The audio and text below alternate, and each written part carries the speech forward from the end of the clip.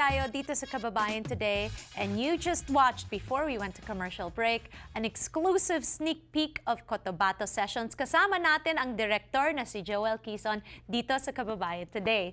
So Joel, watching Cotabato Sessions, it seemed like a really colorful and vibrant experience. How was it like meeting the elders that were in the documentary? It was great. It was like our first day just getting off the plane.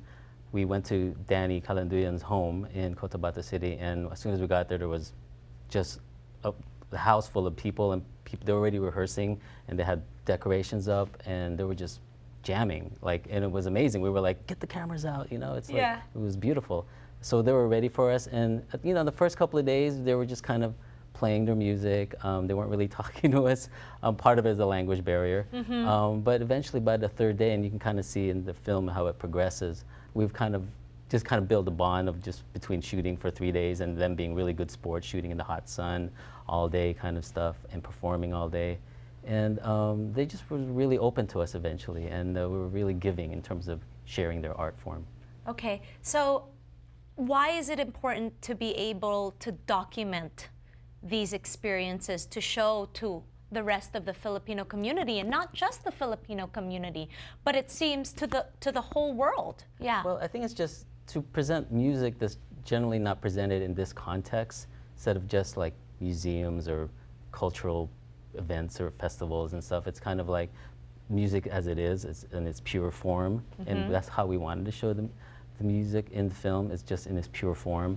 And just also about sustainability, of like having people see it, appreciate it, and possibly performing it. And there's some people there's like small groups of people who are learning it, younger people, but really the tradition of it being passed down is less of it.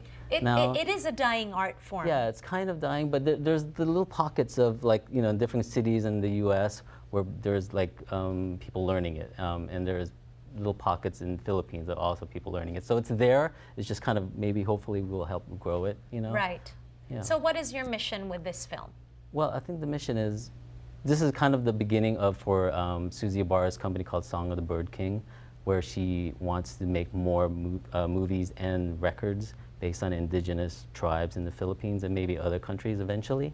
So it's to get the music out there, get it out there to a wide range of people, not just Filipinos, and then hopefully get people to practice it as well. Right. For you personally, what does that mean to celebrate your history? I mean, it's me. It's my roots. It's I can't get away from it, and nor do I want to. As every day, my existence is my roots and my history. So everything I do is informed by that. So, it's important. It's part of who I am. And I know you've got an adorable son who just started kindergarten, si Kamayo. How are you teaching Kamayo the Filipino culture? As either through language, through just exposing him to different art forms that's Philippine, as much as you can, taking him to movies and festivals and events that is about Philippines and stuff like that. I have children, so I know it's a challenge because pag kinakausap ko sila ng Tagalog, they're like, huh? What?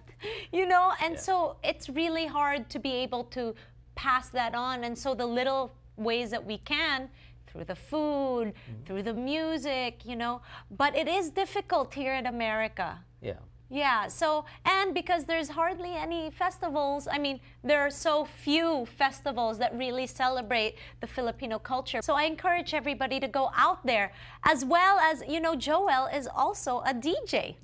Why don't you talk to us about that? Because I remember there was, a while ago, I went to visit you in downtown, and you were spinning there, and there was a little sort of market where everybody was kind of sharing their art as well. Yeah, that was a tribal cafe in Filipino town, historic Filipino town. We stopped doing that. It was hard with the kid and everything. We were doing a monthly event.